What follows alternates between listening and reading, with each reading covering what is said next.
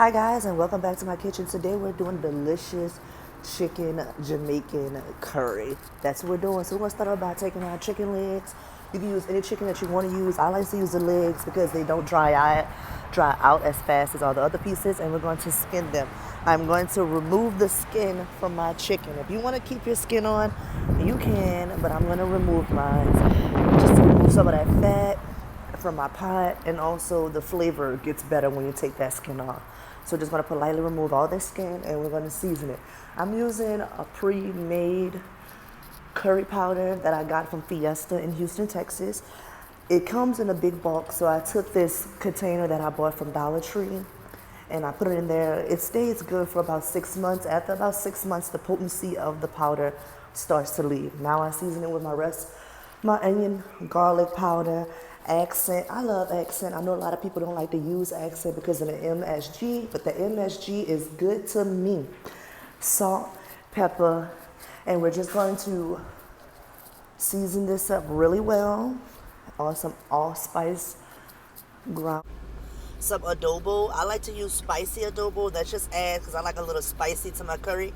If you don't want any spice, just get the regular adobo. You can find that in the Hispanic section. And we're just going to mix it up real good. Just make sure that we get that season on every piece of this chicken.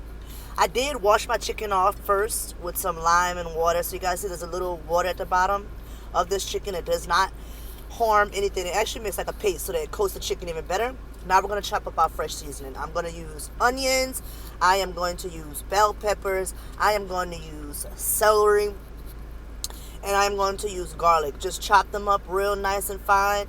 And we're going to add that to our chicken when we brown it. We're going to brown the meat and we're going to brown our fresh seasoning.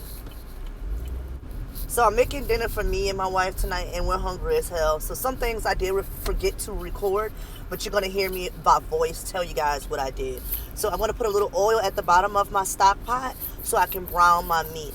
The reason why we brown our meat is to add more flavor, and also browning that meat keeps the seasoning on your meat so that when you add your stock or your water to your pot, it does not wash away all that hard work and all that seasoning that you added to your pot. So we're just going to add our chicken legs and brown them ever so nicely on both sides. Once we get them brown nice, we're going to add our fresh seasoning, which is our onions, our garlic, our bell pepper.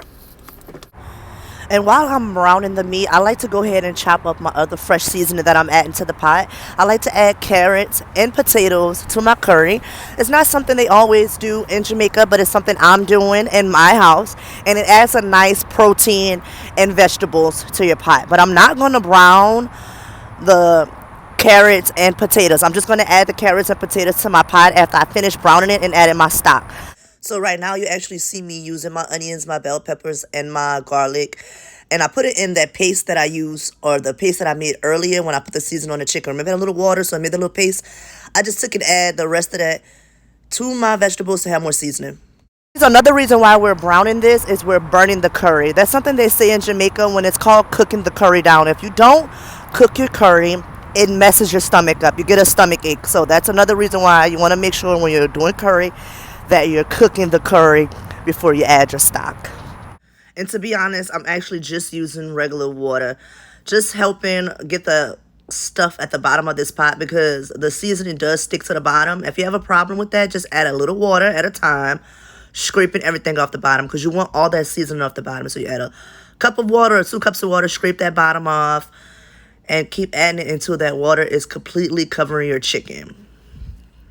So once you get that water right where you need it to be, we're just going to add some fresh thyme and give this pot some time. Give this pot some time to cook.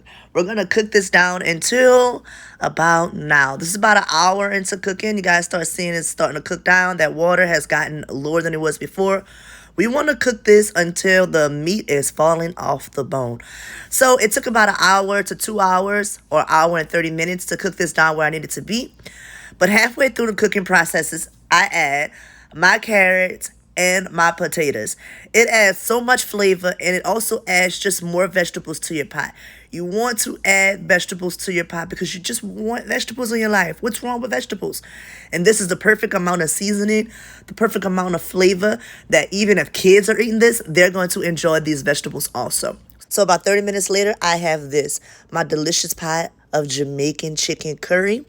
I'm going to serve mine over some white rice. I know in Jamaica they might use rice and peas and maybe even some cabbage, but I'm making this for my family.